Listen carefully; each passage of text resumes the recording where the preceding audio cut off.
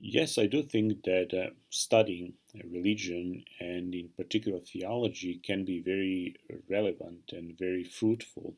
nowadays. It can be relevant to different people for various reasons. For instance, if we think of believers, let's say Christian practicing believers, uh, studying theology can help them better understand and articulate their own faith and their own beliefs. Studying history of religious ideas can help them see how their own experiences and their own thoughts about what they believe and how uh, is similar or different from people belonging formally to the same tradition who lived centuries or even millennia before. On the other hand, what is even more important in a broader social context is studying these ideas for the purpose of understanding how these ideas have been appropriated and very often abused and misused in a social and political context. It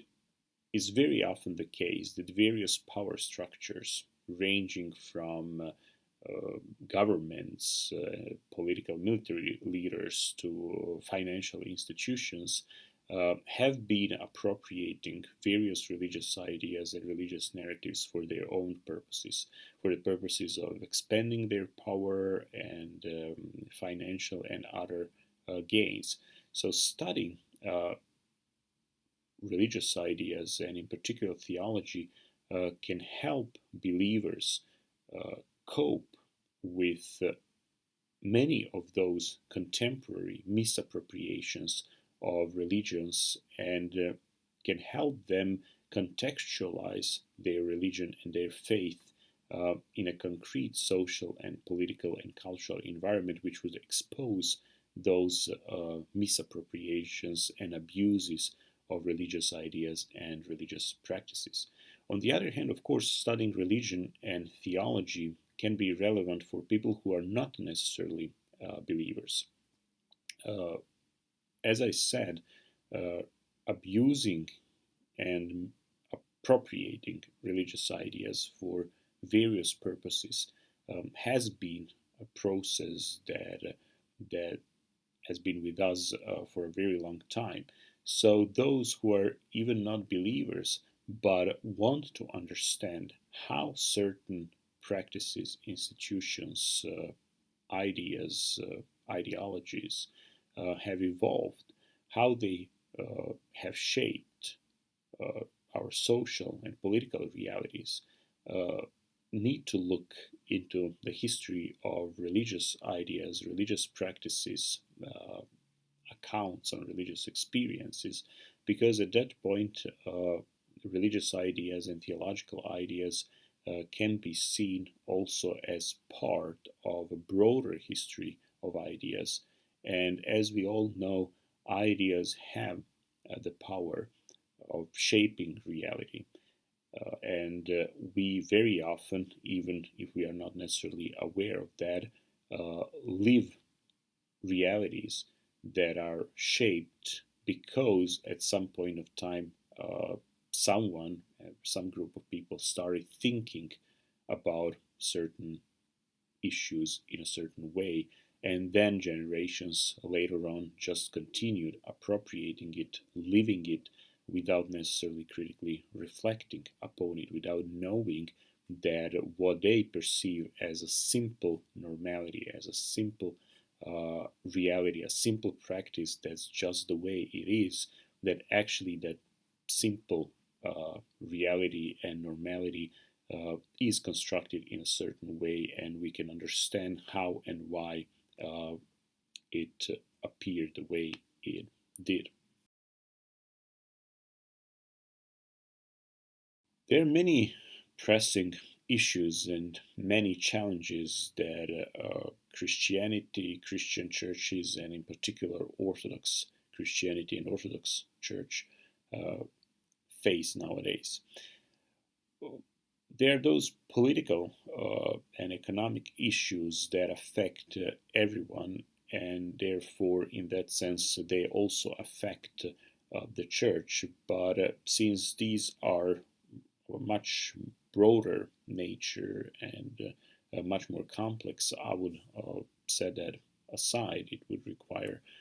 much longer and much more detailed analysis. What I think when we focus just on those more specifically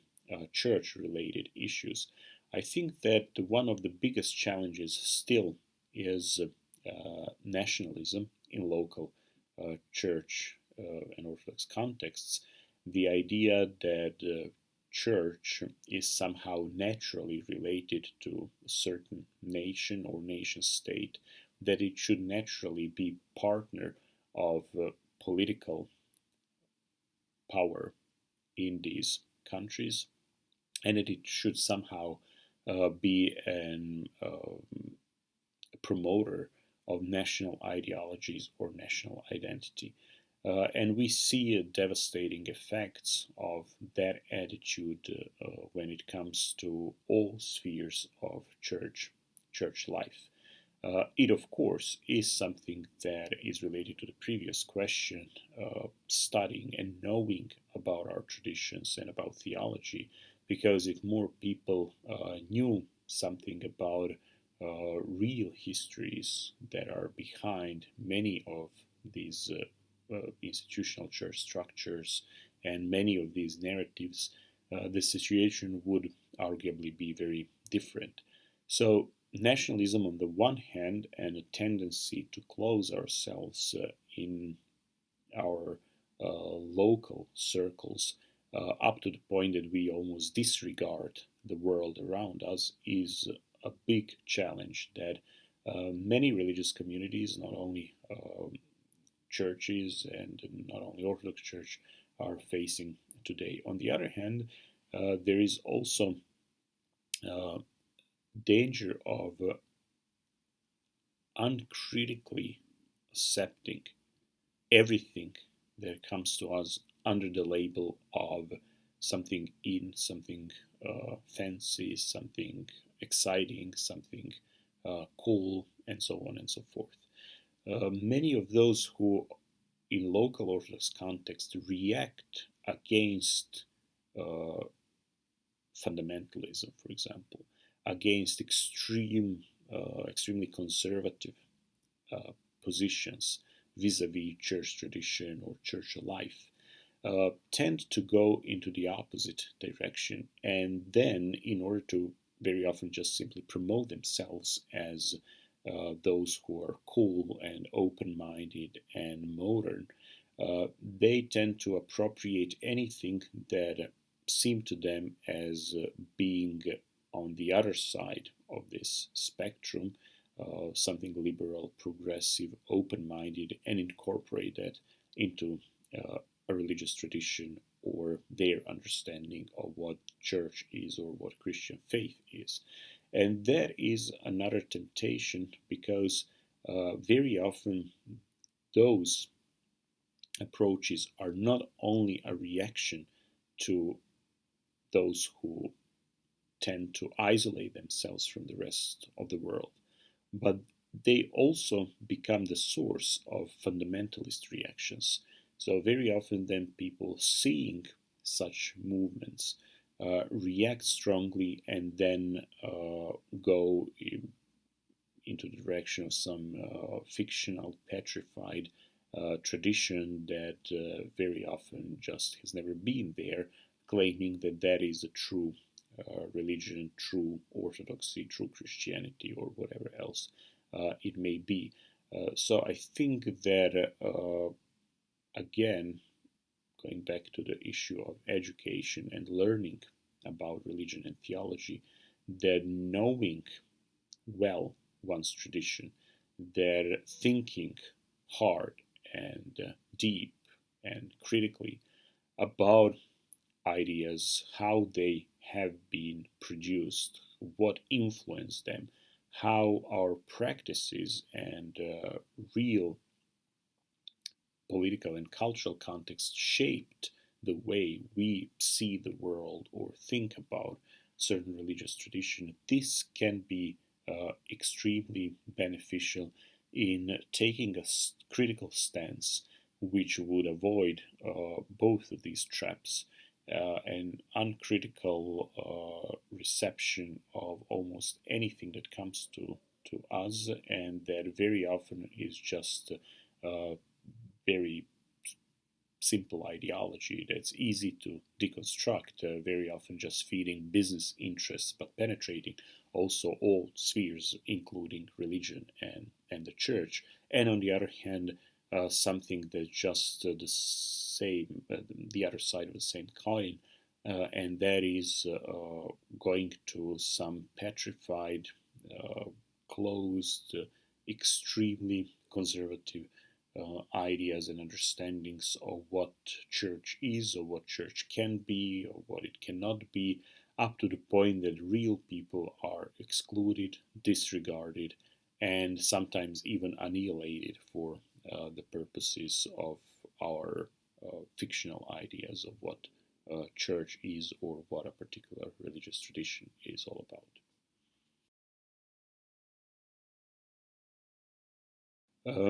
This is an important question. I think that studying other subjects, but related subjects, is always beneficial, because one of the greatest problems in higher education over this period of modernity has been, especially in European contexts, its extreme isolation of certain fields from other fields, up to the point that then people start believing that academic departments and academic organization of programs is something ontological, that is somehow substantially different from another field, which also happens to be just another field in the humanities, for instance. So I do believe that when it comes to theology, also studying other related fields, which can be depending on one's interests, studying political ideas or political philosophy or sociology or